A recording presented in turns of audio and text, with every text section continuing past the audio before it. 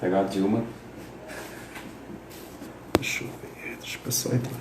Eu tô igual a Dilma? Uhum. Sabe a Dilma? Que ela ficou tipo Sei. assim, será que já tá Então, online?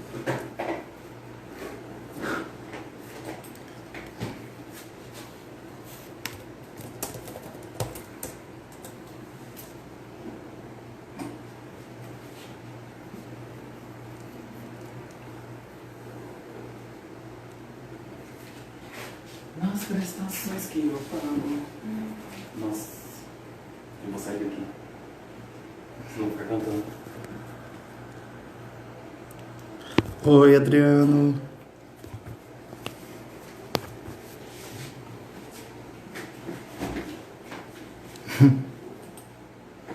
Pessoal, já vai começar a live, viu? Só tô esperando a Denise entrar.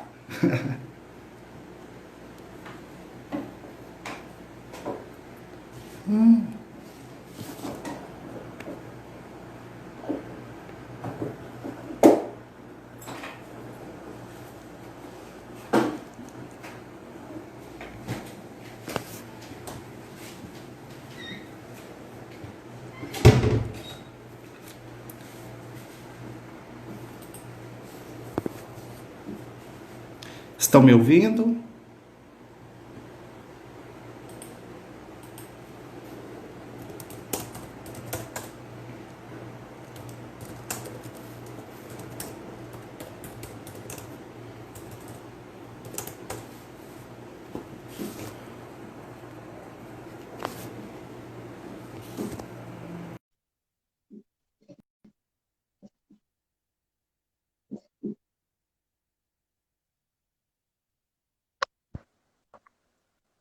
Oi, Denise. Que Olá, saudade. Tudo bem? saudade, tudo bem? Então, a gente já começa ou espera um pouquinho? Bom, vamos Ah, fazendo esquenta aqui, né? Falar tá quais que são certo. os objetivos da gente estar Ah, tomando essa Eu acho, iniciativa eu de acho que fazer a essa grande live. questão agora, eu acho que a gente pode se apresentar. Eu vou me apresentar rapidamente. Por exemplo, tem muita gente que me segue e não sabe o que eu faço, o que que eu sou. Então, eu sou licenciado, e mestre em Química, sou servidor da UFG, já trabalhei em vários locais da UFG, hoje eu estou no Centro Cultural UFG, mas já tive cargos de chefia na área de RH da UFG. Sou dirigente afastado, né, licenciado do Sintipesgo, que é o Sindicato dos Técnicos Administrativos de Educação, aqui de Goiás, das instituições federais de ensino de Goiás. Enfim, e estou pré-candidato a vereador em Goiânia. Não é uma campanha, viu, gente? Eu não estou pedindo voto, eu peço apoio, na verdade, para fortalecer as nossas pré-candidaturas, não só a minha, não é um projeto pessoal, mas de todos os LGBTs, mulheres cis ou trans de esquerda, mulheres negras de esquerda. Eu acho que é importantíssimo a gente ocupar esses espaços, né? Nunca foi um projeto pessoal meu me candidatar a vereador, né? Mas, enfim, eu me coloquei à disposição do partido, né? E decidi ocupar esse lugar. Enfim, Denise, fala um pouco sobre você. Bom, meu nome é Denise, sou professora efetiva na Rede Municipal de Educação. Semana que vem já completam 21 anos. Minha formação inicial é educação física, também tenho bacharelado em psicologia. E também tenho licenciatura em pedagogia. Sou especialista em educação inclusiva e atendimento educacional especializado e educação de jovens e adultos. Atualmente, eu estou na sala de recursos multifuncionais da Escola Municipal Dona Angelina Pulse Limonge, trabalhando com o AEI, que é o atendimento educacional especializado. É, como você estava falando, né? Hoje nós não vamos abordar a questão relacionada com a sua pré-candidatura, até porque Sim, essa live ela tem o propósito da gente estar fazendo um bate-papo para a gente ter uma clareza maior de como que vai ficar a situação da educação no cenário pós-pandemia e como que está sendo esse cenário agora, durante a durante a pandemia. pandemia. E Uhum. isso é importante. E para nós, professores, a gente precisa de uma voz que realmente nos represente. Independente de você chegar na Câmara dos Vereadores, independente de você lançar a sua candidatura, a gente tem esse propósito para agregar pessoas para a nossa luta, não só a luta dos professores, mas também a luta das mulheres que precisam de mais representatividade, as mulheres precisam de ter uma maior participação na política, e isso não acontece apenas nos cargos do executivo. A gente precisa de uma representatividade que tome as dores e assuma as pautas da população negra, que é importante. Eu acho que enquanto não se tiver um projeto que contemple a população negra de uma maneira que se repare as injustiças sociais que aconteceram ao longo da nossa história, nós não vamos ter justiça social, nós não vamos conseguir combater a desigualdade. E o mais importante, gente, é a luta LGBT, porque não dá mais para assistir calado tanta violência e tanto preconceito, né? Então a gente está aí levantando essas bandeiras, e a pauta de hoje que a gente vai estar discutindo num bate-papo bem informal é a questão da educação na pandemia, certo? Certo. Que ótima apresentação. Enfim, eu vou, nesse período que a gente chama de pré-campanha, eu vou abrir meu perfil, né, para a gente fazer várias lives para discutir assuntos que são do interesse público, interesse da sociedade, educação, política, saúde pública, né, que eu acho que é algo que é algo do momento mesmo, que eu acho que o SUS nunca foi tão comentado e tão falado, né, sua importância nunca foi tão enfim, o SUS hoje é a nossa princesinha, né?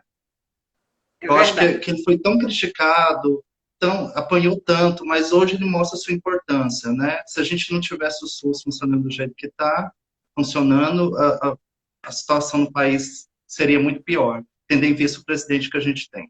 Bom, o que provocou essa live, né, que eu convidei a Denise para participar. Infelizmente, a Thaís não vai poder participar, o celular dela está estragado. É uma pena, porque ela teria muito a acrescentar a essa discussão, né, a respeito da educação durante e pós-coronavírus, né, pós-pandemia.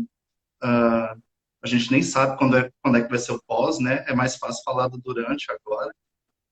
Mas foi um projeto de lei que vai ser votado na Lego, né, que institui no âmbito da Secretaria do Estado da Educação o programa Goiás Tech, que vai ser ensino médio ao alcance de todos. O que significa esse projeto? Né? Esse projeto, ele prevê que em localidades mais afastadas e distantes, onde não tem muitos professores, né, onde é mais difícil a contratação de professores, que tenha ensino à distância. Mas a gente vai discutir justamente o porquê não tentar outras possibilidades, né? Mas isso fica um pouco mais para frente. A priori, eu gostaria de saber, Denise, como é que está sendo a educação, como é que está funcionando o sistema de ensino em tempos de pandemia? Você que é da rede municipal de ensino. Bom, a realidade que a gente vive hoje, né? A faixa etária dos alunos da rede municipal é uma faixa etária inferior à da rede estadual. Então, por exemplo, a gente tem desde crianças da educação infantil até alunos do EJA, né? E, infelizmente, muitas turmas de EJA foram fechadas, né? A gente sabe aí que a disponibilidade de oferta para ensino, para educação de jovens e adultos, ela está sendo cada vez menor. Alegam que a baixa frequência foi um dos motivos para isso, né? Isso é uma discussão que a gente pode ter até mais tarde. Mas a questão é a seguinte: a Secretaria Municipal de Educação, ela disponibilizou uma plataforma digital com atividades voltadas para os alunos da rede municipal. Essa plataforma digital tem atividades que elas são divididas de acordo com se é educação infantil, se é ciclo da infância, se é ciclo da adolescência, e são distribuídas através dos eixos temáticos. Então, os pais podem acessar essa plataforma para estar repassando as atividades para os alunos. Mas o conteúdo dessa plataforma ele não vai ser considerado dia letivo para a rede municipal. Na rede estadual e na rede, nas escolas particulares, as atividades em EAD vão valer como dias letivos, horas letivas, né? Então, uma questão que a gente levanta a respeito dessa situação de EAD, sendo um pouco mais direcionada para a rede estadual e para as escolas particulares, é que será que está tendo democratização do ensino? Né? O abismo social entre aqueles alunos que têm condições de acompanhar essas atividades, né? Acompanhar as aulas em casa, pela internet, através de computador. A gente vê aí a diferença de qualidade de ensino quando a gente sabe que tem uma criança que conta com todos os dispositivos tecnológicos para estar acompanhando essas aulas online, enquanto os alunos da rede pública não têm o mesmo acesso.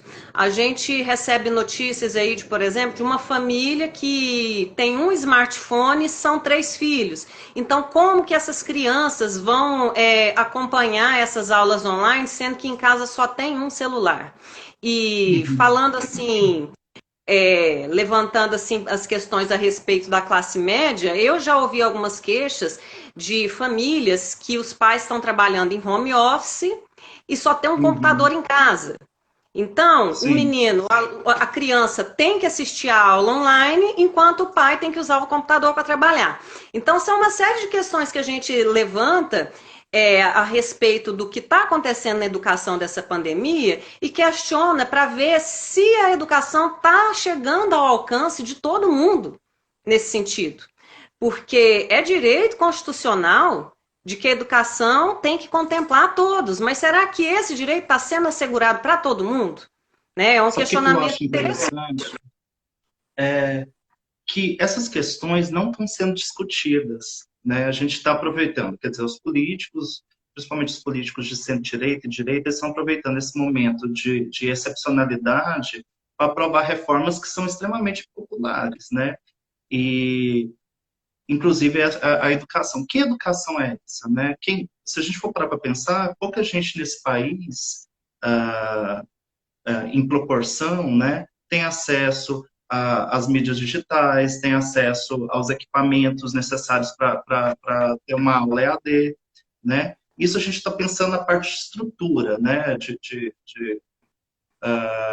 a parte material, né, da coisa. Mas, ao mesmo tempo, eu acho que a gente tem que ressaltar também qual que é o papel da escola, né? Porque o que está sendo proposto é uma educação sem escola. E que educação é essa, né? É uma educação que não tem a interação do aluno com o professor, numa idade que é necessária, né? Que é extremamente necessária. É uma educação conteudista e é uma educação que chega para poucas pessoas. Se a gente for parar para pensar na realidade brasileira, ainda mais nesse momento de crise, 40 milhões de pessoas estão desempregadas, além daquelas que trabalham em trabalhos informais, a grande parte da população brasileira está tentando sobreviver, né? Sobreviver, lutando para comer.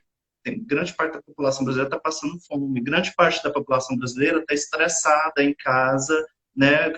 Confinada numa casa pequena com várias pessoas, né? Enfim, eu acho que tem várias questões que a gente pode pensar a respeito dessa loucura que é tentar retornar de qualquer forma uma normalidade que não existe mais, né? E a educação é uma coisa tão complexa que vai desde essa questão das políticas educacionais até a questão metodológica didática, né? Até a questão filosófica da educação, o que é, para quê, para quem, enfim. E ela está totalmente ligada a todos os outros aspectos da sociedade, né? a gente estava conversando mais cedo, antes da live, né, Denise, da questão da própria violência doméstica que aumentou durante a pandemia, né? Não, a violência doméstica com a mãe e com os filhos, né? Aquele pai que não vivia tanto tempo com os filhos, agora fica nervoso, ou a mãe que bate na criança. Então, assim, pensar no presente é complicado, mas pensar no futuro é mais complicado ainda. Qual vai ser o papel da escola, né? Com essas crianças que vão voltar traumatizadas nesse período, que é um período traumático também. O que a gente estava falando mais cedo. Eu queria só abrir um apêndice aí para o comentário da minha prima, que seria de Nós Não Fosse Família, né? Sobre a questão da educação, ela nem chegar de maneira eficiente fora de tempos de pandemia, agora a situação agravou ainda mais. E eu gostaria de abrir um apêndice aqui, abordando a minha área, que é a educação inclusiva. Por mais que a EAD se esforce para contemplar todos os alunos, por mais que essa plataforma digital da prefeitura tenha o objetivo de não deixar as crianças sem atividades durante esse período, eu questiono muito os alunos da educação inclusiva, as crianças com necessidades educacionais especiais, elas estão sentindo falta da escola, e essa questão do acolhimento no retorno às aulas vai requerer muita atenção de toda a comunidade escolar.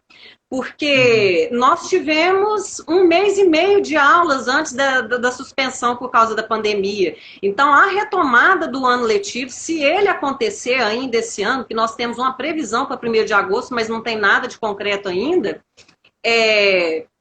a gente não vai conseguir recomeçar de onde parou sem esbarrar por maiores obstáculos. Então, uma das coisas que você abordou aí agora, que é um dos empecilhos da educação à distância, é justamente a falta de vínculo entre professor e aluno. Por mais que os pais em casa tenham boa vontade em estar acompanhando e estar disposto a participar da vida educacional do filho através da educação à distância, nada substitui a formação acadêmica de um professor que tem didática. O professor passou no concurso, ele está ali em sala de aula porque ele está habilitado para tal.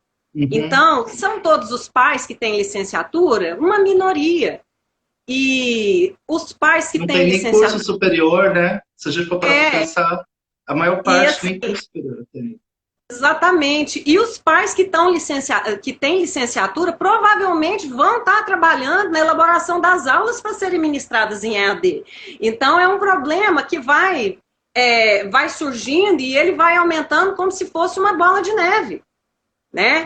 E a questão relacionada à educação à distância, ela é muito delicada mesmo. E nessa pandemia, as pessoas estão percebendo a importância que o professor tem na sociedade, né?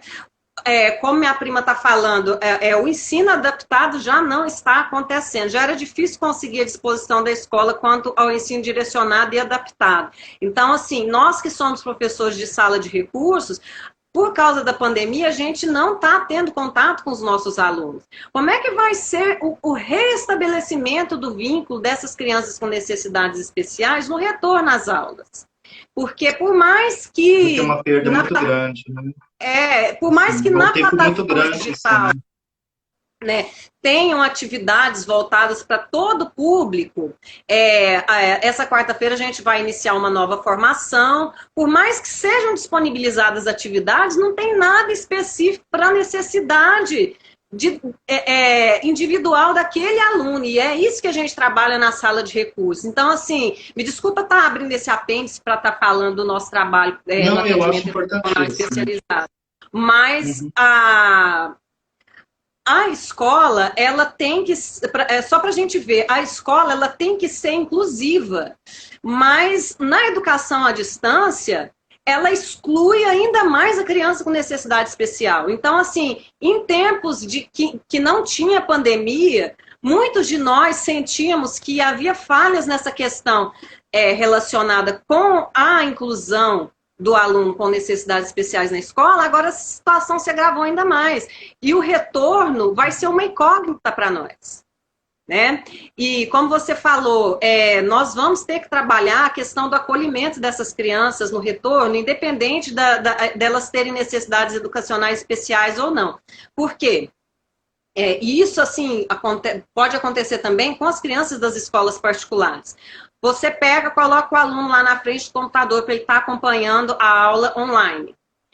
Aí, de repente, o menino fora da sala de aula, ele não vai prender 100% da atenção o tempo todo ali na aula que está sendo ministrada online, assim como ele também não consegue na sala de aula, mas na sala de aula tem todo um contexto que exige com que ele preste um pouquinho de atenção. Aí o que acontece? A mãe está vendo que o menino está lá, não está se concentrando, está fazendo outra coisa, está virando para o lado, a mãe perde a paciência com a criança, grita, né? Aí, de repente, a criança tenta fazer uma atividade e não consegue, a mãe não consegue explicar, aí gera uma situação de atrito entre os dois. Os casos de violência doméstica aumentaram, a criança pode estar presenciando isso, ela pode estar sendo vítima de violência doméstica, e nós ainda temos que tratar com o agravante de crianças que podem ter perdido pessoas nessa pandemia, porque nós ainda não chegamos no pico. E é importante ressaltar, eu prometi para você que eu não ia fazer críticas diretas ao governo, mas eu acho que a gente não pode deixar de mencionar que o Ministério o MEC não elaborou nenhum plano emergencial para a educação durante a pandemia. As secretarias estão se organizando por conta própria.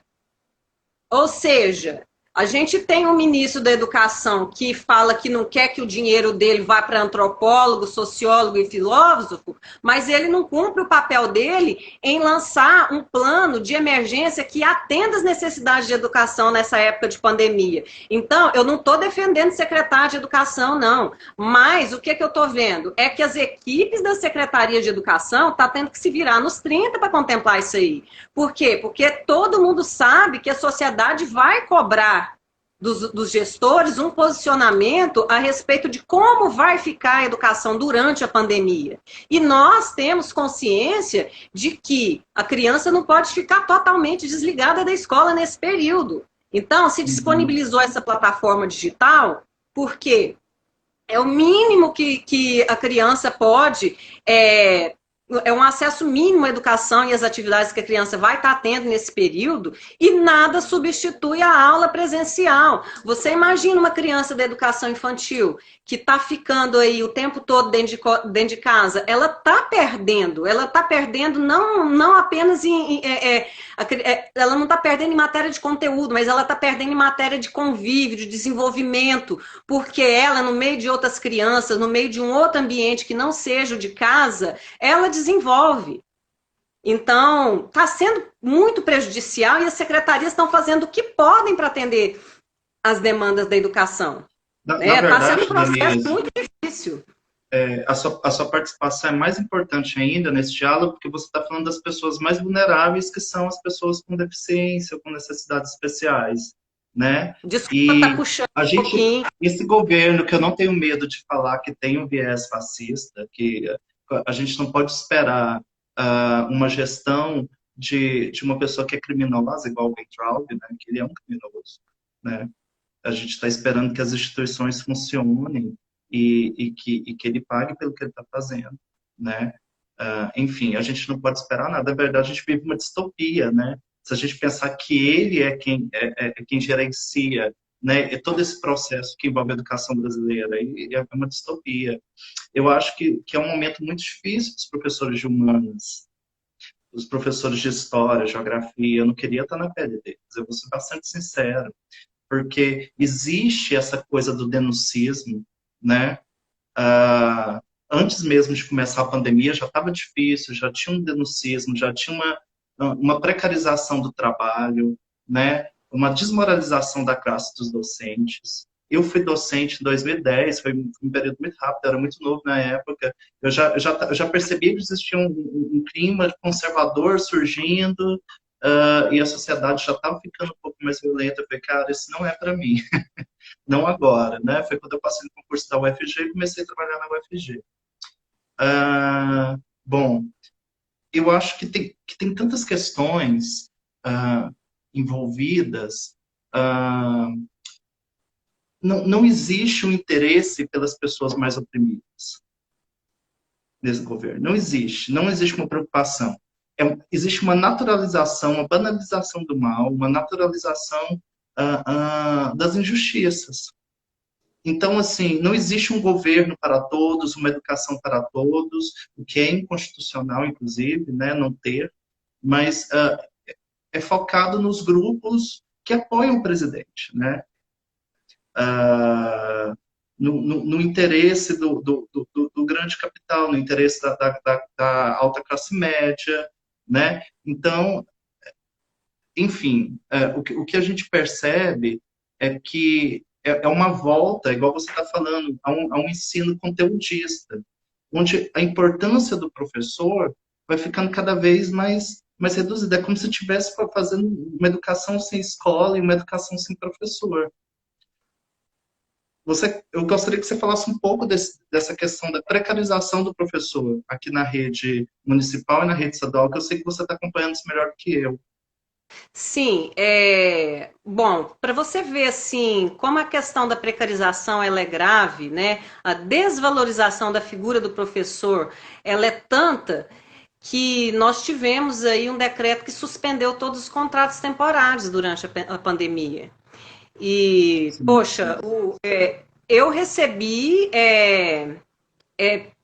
através de grupos de WhatsApp, onde não tem nenhuma pessoa ligada ao meu ambiente de trabalho, mensagens pedindo doações de cesta básica para colegas que estavam em situação de contrato que não estão recebendo, né? Então, assim, não houve essa preocupação com os membros dessa categoria. Então, assim, muitos de nós que somos concursados, nós não estamos passando necessidade.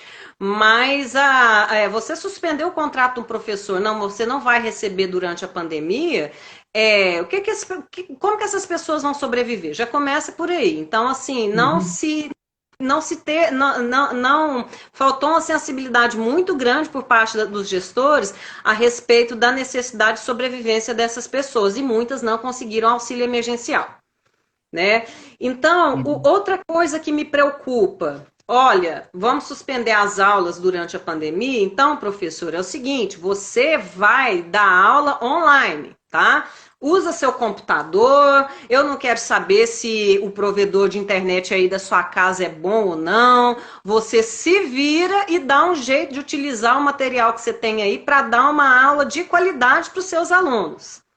E nós temos aí, ó, grande parte dos professores não tinha experiência nenhuma sobre ministrar aula com conteúdo online. O pessoal teve que fazer isso aprendendo aos trancos e barrancos, porque foi uma coisa assim que inusitada, que pegou, goela abaixo, pegou todo mundo de surpresa, e como não houve um plano emergencial, não apenas para a educação, mas poxa, a pandemia começou, os primeiros casos surgiram, se não me engano, em outubro do ano passado, né? Em dezembro, a gente já sabia como é que estava a situação na China.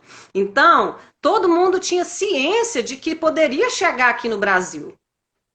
E não se elaborou um plano emergencial para nenhum setor, né? Nenhum setor da economia, não se elaborou um plano emergencial para a saúde. O que aconteceu foi que quando observaram que os casos estavam aumentando na Itália, aí sim alguns gestores tomaram a iniciativa de começar a equipar hospitais. A partir do momento em que os primeiros casos foram surgindo no Brasil, é que foram acelerando esse processo.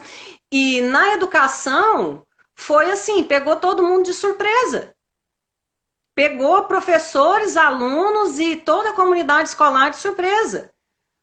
Como lidar com isso aí? Como é que o professor teve que lidar? A gente estava, eu me lembro que a gente estava trabalhando normalmente quando em Brasília as aulas foram suspensas e não se falou olha, vão se preparando para ministrar conteúdo online, que logo nós vamos suspender aqui. Não, a gente continuou trabalhando normalmente e as aulas foram suspensas, que foi uma atitude muito sensata, porque a gente sabe que um dos espaços de maior possibilidade de contágio desse coronavírus seria numa sala de aula, num ambiente escolar.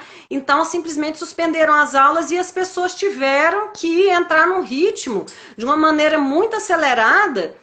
E não houve um planejamento prévio satisfatório para contemplar as necessidades dos professores, de forma em que eles conseguissem se organizar a tempo de passar isso para os alunos de uma maneira em que tanto os docentes, em que tanto os alunos e suas famílias estivessem prontas para receber isso. Sim, vamos dar uma olhadinha nos comentários? Parece que tem alguma pergunta, colocações. Ai, tô aprendendo. Aqui eu tô apanhando da internet. É você, né? Nós estamos aqui.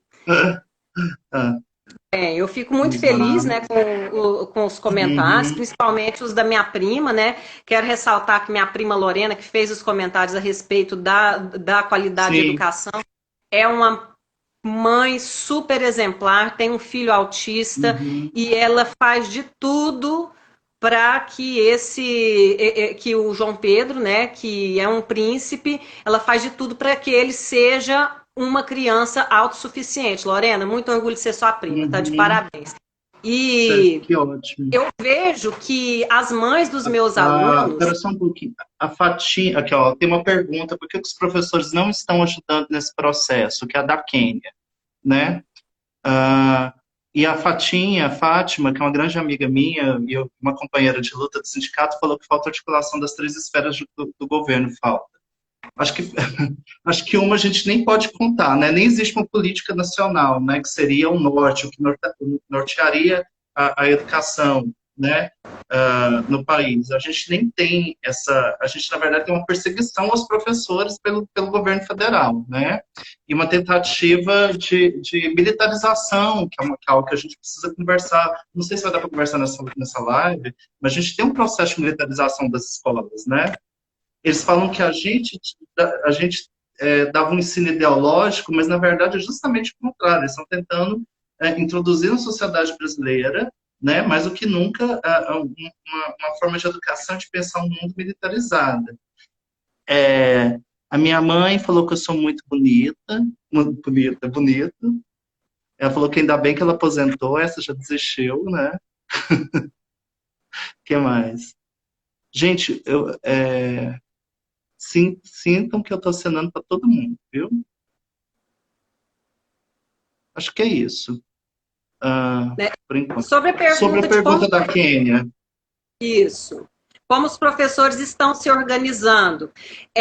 Cada rede entrou em contato, né? As escolas particulares fizeram as devidas convocações com o seu quadro de professores para passar as orientações de como deveriam funcionar essas aulas online. Então, teve, tanto na rede estadual, essa convocação foi feita e os professores receberam as orientações de como proceder, mas cada um teve que se virar com o seu material. No caso da pergunta aqui, por que a secretaria teve que fazer todo esse planejamento sem a ajuda dos professores, no caso da Denise, em sua sala de inclusão? Veja bem, como eu coloquei no início, a questão da EAD, Educação à Distância, o Francisco mandou um beijo, Dinda manda um beijo também. Um beijo, né? A questão da educação à distância para as séries iniciais, ela é complicada, porque tem a questão do vínculo, tem a questão da didática, tem toda a questão do ambiente escolar que favorece o desenvolvimento dessa criança.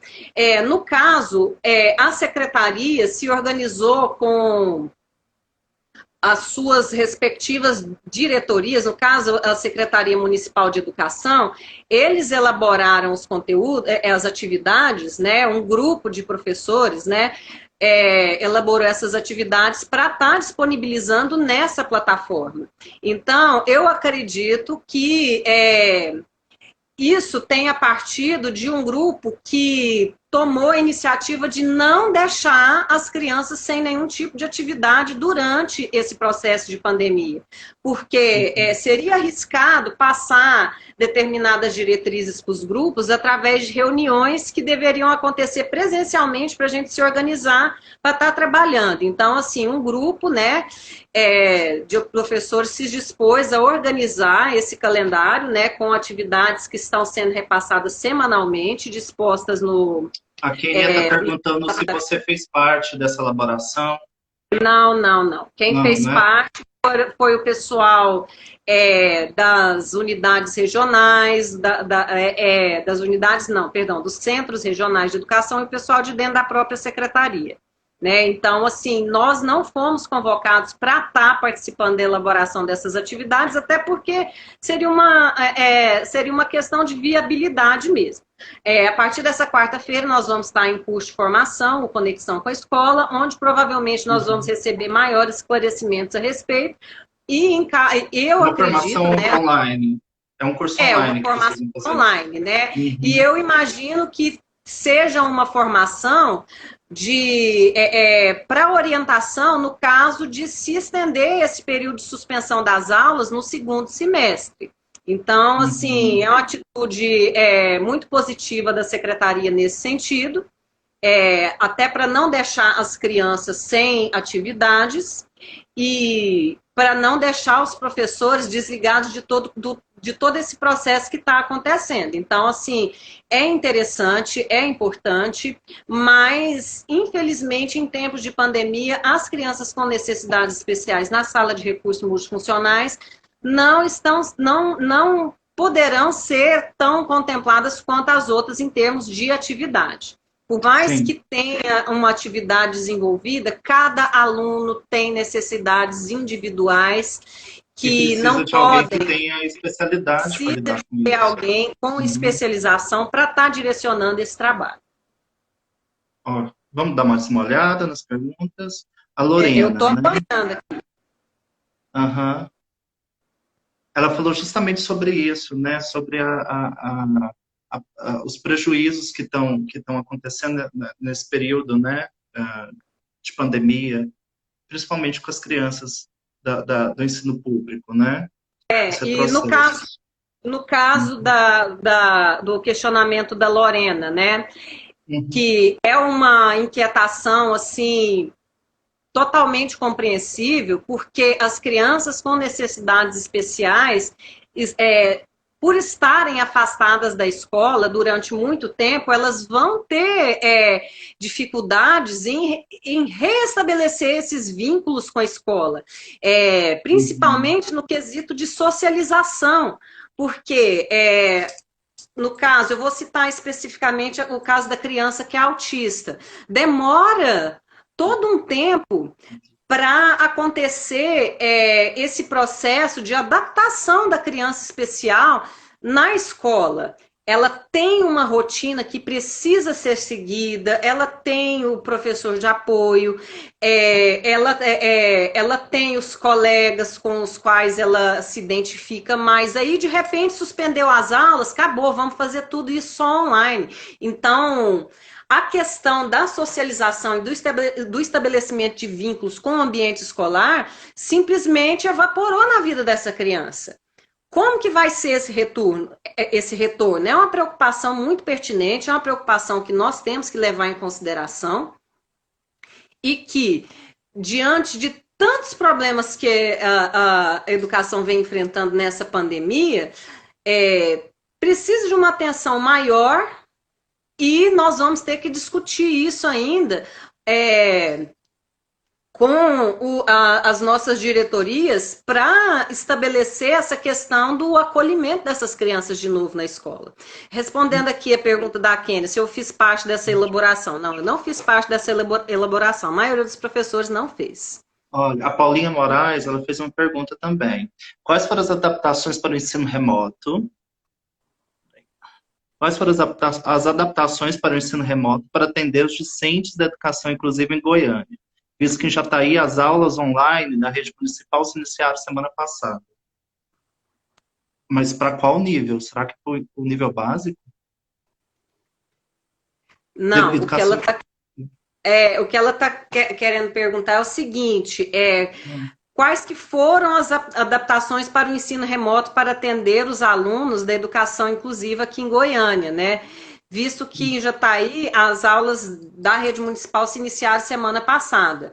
Olha, como eu expliquei, nós que estamos na sala de recursos, por enquanto nós não recebemos orientação nenhuma sobre como trabalhar com essas crianças da inclusão, né? Uhum. Então, eu acredito que se essa disponibilidade das aulas online na rede municipal aí em Jataí começaram na semana passada, eu acredito que que houve um planejamento prévio para que os professores estivessem preparando seu material para estar conduzindo essas aulas em EAD para as crianças. Agora, sim, eu não sei como que é a realidade Eu tô dos tentando professores. imaginar isso.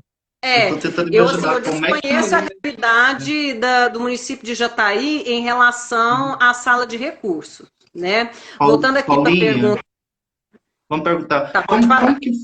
como que foi essa volta? Ah, como que vai ser? Vai ser a partir de uma plataforma de ensino? Eu estou falando da realidade de Jataí, né, que ela falou, né? Ela falou que o retorno aconteceu, não aconteceu? Isso. Então, começou semana passada. Você podia falar para a gente como é que está sendo esse retorno, né, das atividades em Jataí, né, via online? Porque, assim, é complicado a gente imaginar isso no nível básico, né? Por todos os motivos que você já levantou, e também por imaginar que não são todas as crianças da rede municipal que vai ter acesso, né? Que vai aprofundar mais ainda as desigualdades de acesso ao ensino nesse país, né? Né? E comentando aqui, no caso da minha prima, né, que Uhum, muitos pais trabalham, né? uhum, Deixa eu voltar sim. aqui. O que lutamos para alcançar o mínimo de progressos, né? A gente acaba perdendo e muitos pais não conseguem atingir os objetivos das aulas online, né? Uhum, Justamente por falta de conhecimento, né? A questão da didática faz parte da nossa formação acadêmica. A gente não pode esperar que os pais correspondam a uma responsabilidade que é nossa por causa da situação emergencial dessa pandemia. E me dói muito ficar sabendo, Lorena, que o João Pedro não quer mais ir para a escola, porque ele era uma criança que estava totalmente adaptada com o ambiente escolar dele e de repente, por causa da pandemia, se cortou esse vínculo. Não, agora você não vai mais para a escola, vai ter aula só aqui na frente do computador. Com certeza deve uhum, estar sendo uma experiência traumática para ele. Por quê? Porque essa interrupção de contato com o ambiente escolar e a transformação disso em aulas através do computador, sem a presença do professor de apoio, com o conteúdo direcionado para todos os alunos, sem atender a especificação, as especificidades de cada um, com certeza deve estar sendo traumático para ele.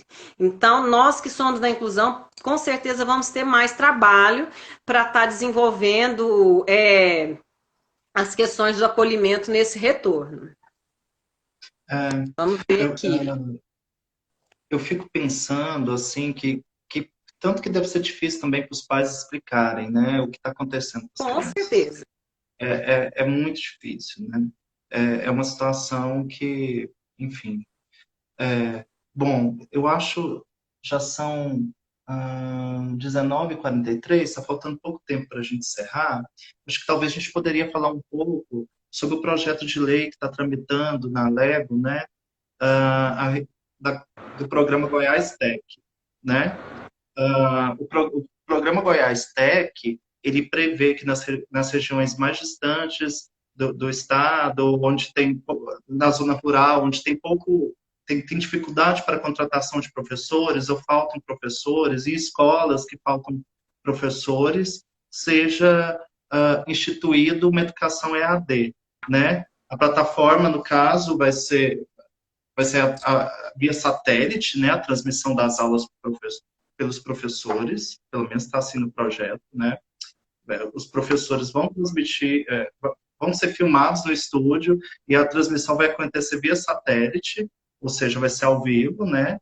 Ah, em salas preparadas para isso, e vai ter um facilitador em cada sala. E, enfim, eu não vou entrar muito no texto do projeto de lei, porque são questões mais técnicas, mas a gente pode falar de uma forma geral o que, que representa esse projeto de lei, que parece que já foi votado na primeira instância, né? Já passou pela Comissão de Constituição e Justiça, e agora ele vai ser votado amanhã, né? Então, a gente mais cedo a gente estava conversando sobre esse projeto de lei, né, Denise? E algumas coisas ficaram, assim, não estão explícitas nesse projeto, né? Por exemplo, eles falam que vão ser criados 13 cargos, né? Que vai desde a da pessoa que vai coordenar o projeto até a pessoa que vai estar na ponta do projeto, né? 13 cargos e funções para um projeto de educação. Como que eles chegaram a esse quantitativo, né? E outra coisa que até conversei com a Thaís mais cedo, que ela me alertou, que é muito interessante. Eu acho que esse projeto diz muito qual que é esse projeto de lei diz muito sobre como o governo entende a educação.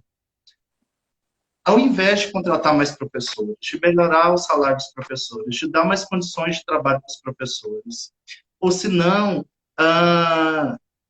de construir alguma forma de levar esses alunos, né, tipo assim, melhorar o transporte, construir uma rede de transporte que leve esses alunos para a escola. Enfim, existiria várias formas de você diminuir diminuir esse problema, Essa né? Diminuir esse problemática, né? problema. Oi? Essa deficiência Seria de professores, né? Mas não é o interesse é justamente que a educação funcione com uma quantidade menor de professores e que tem esse caráter mais conteudista, né? Então, assim, eu acho que a gente bom. podia falar um pouco sobre isso. Veja bem, uma plataforma de telecomunicação para ministrar aulas com um facilitador, será que vai estar contemplando a necessidade desses alunos? Uhum, Isso aí é o tipo de coisa que com certeza vai ressaltar ainda mais o abismo social, a questão da uhum, desigualdade. Por quê? Os alunos da rede estadual são alunos da rede pública e nem todos vão ter condição de estar realizando essas atividades em casa, justamente por falta de acesso a determinadas tecnologias. uhum, Né? Então a gente já começa por aí. Isso vai precarizar a educação de uma maneira assombrosa. Vai ser uma forma de se terceirizar o trabalho do professor. Querem fazer com que a figura do professor se torne desnecessária, porque acham que com esse tipo de programa vão atender a demanda presencial de uma forma efetiva, que a gente está vendo que não vai acontecer. E o surpreendente é que esse projeto de lei está sendo votado em uma época de pandemia em que todas as situações de desigualdade social estão vindo à tona, porque existem famílias com uma dificuldade muito precária, né, com uma situação financeira muito precária, que não vão fazer com que os alunos tenham acesso a esse currículo. Né? E o uhum. direito é direito constitucional ao ensino e ao currículo. Será, vamos fingir que a gente está assegurando o direito do aluno através do currículo. Vamos diminuir a quantidade de professores. Isso funciona? Né? Mas gasta muito dinheiro fazer concurso e construir novas escolas. Espera aí, Mas não mais é obrigação? interessante,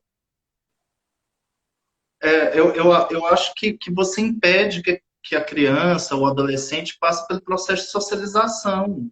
né? Porque educação não é só conteúdo, não é só as aulas de história, geografia, matemática, inglês, física, mas é o processo que a pessoa vai aprender, eu acho que é um processo civilizatório mesmo, onde ele vai aprender a ser um ser social, né? E essa visão de educação é muito limitada, é muito tecnicista, né? E o mais interessante é que todas essas reformas, e todas essas mudanças, essas transformações, elas estão sendo feitas no momento extremamente excepcional, que é agora, em que é difícil haver uma mobilização, né, das pessoas que não concordam, né, sem consultar a categoria. Se você for lá no site do Sintego, tem uma nota falando que não está de acordo com esse projeto de Até porque é lei. Se você for inconstitucional, né? conversar com o pessoal da OEE, ou seja, parece que a gente não está vivendo uma democracia. Não existe um diálogo com a sociedade, não existe né, os professores não estão sendo levados em consideração nesse processo, né?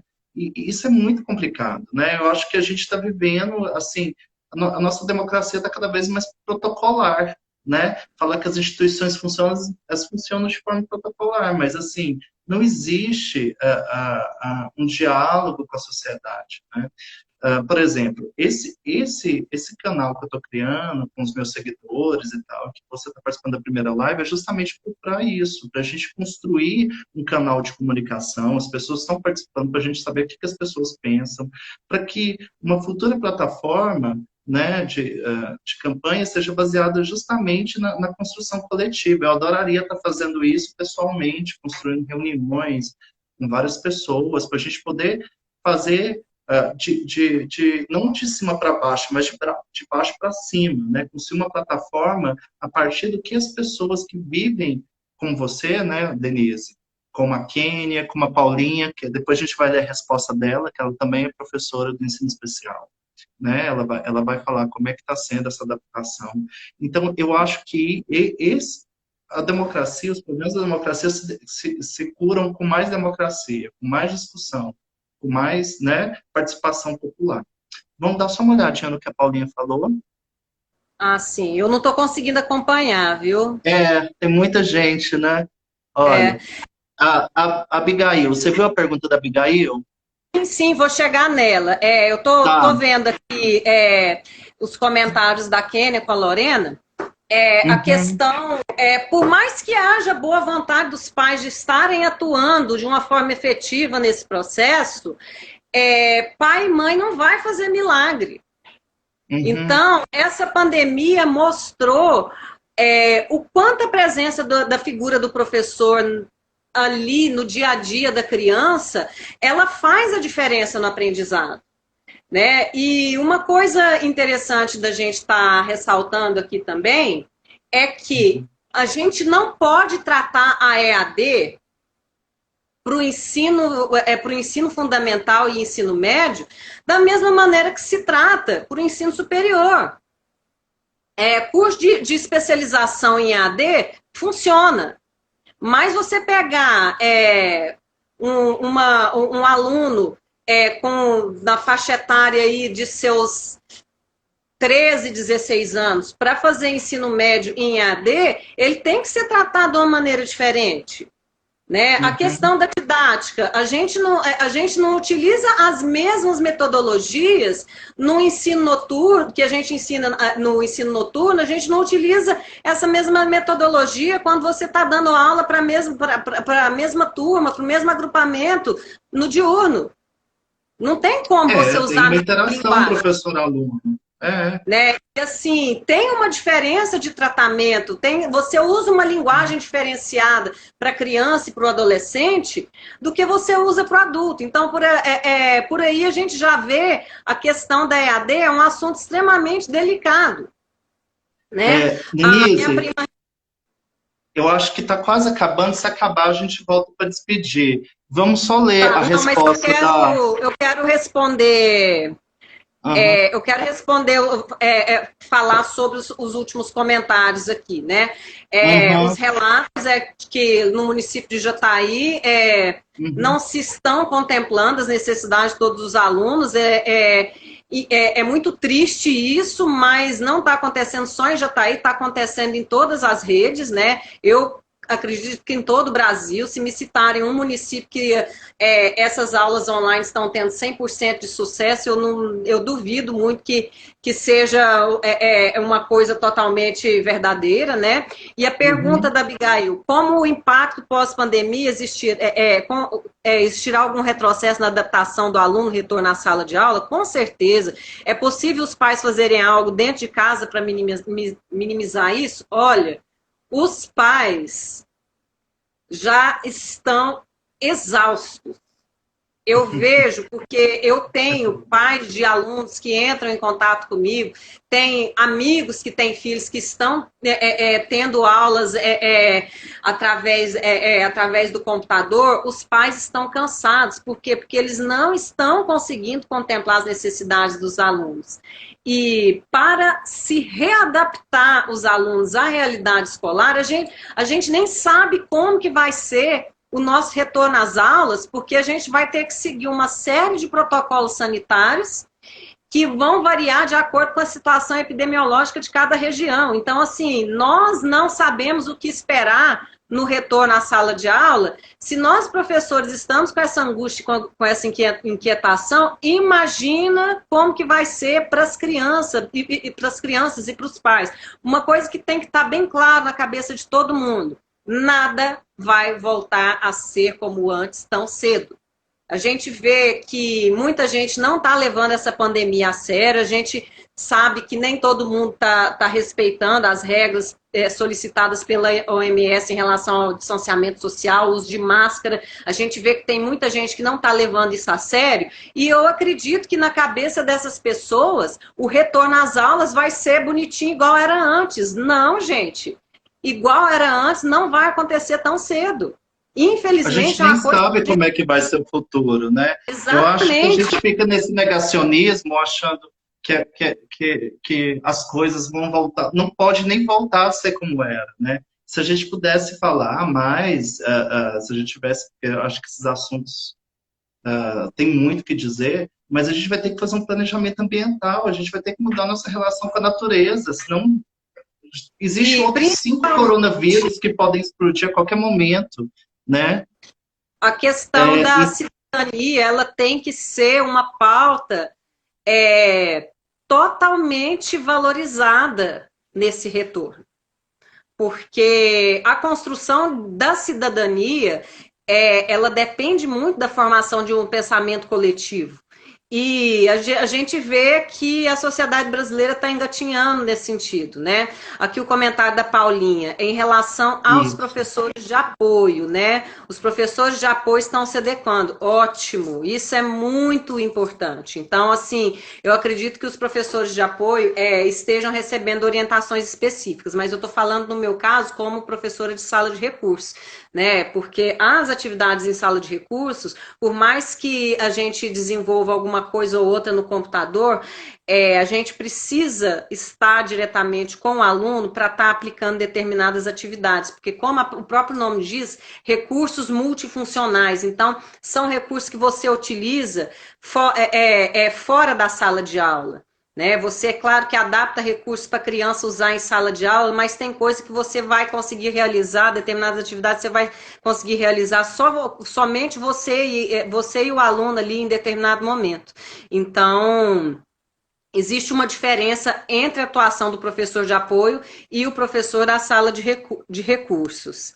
Né, aqui adequando as aulas de acordo com as necessidades dela e com o portal de aulas online, né, que o município de Jataí dispôs, que é o Google Escolar. Ótimo. Então, essas adequações que o professor de apoio deve estar recebendo algumas orientações específicas para trabalhar com aquele aluno, né, o aluno com deficiência visual, ele precisa de recursos tecnológicos que nem sempre todas as escolas têm, e eu imagino que o professor de apoio tem que fazer das tripas coração para contemplar essas necessidades, Paulinha. Minha solidariedade aí, porque eu tenho certeza que o seu trabalho está sendo extremamente difícil, porque eu vejo que você tem boa vontade para contemplar a necessidade da sua aluna, né? A deficiência visual, se ela for só deficiência visual, ela tem uma especificidade, né, para estar sendo desenvolvida. Mas se você não estiver perto do aluno, vai ser um trabalho muito difícil, tá? A gente tira o chapéu dos professores de apoio que estão trabalhando aí em EAD. Denise, tá acabando, tá faltando menos de um minuto. Faça a sua despedida, falta 20 segundos. Tá.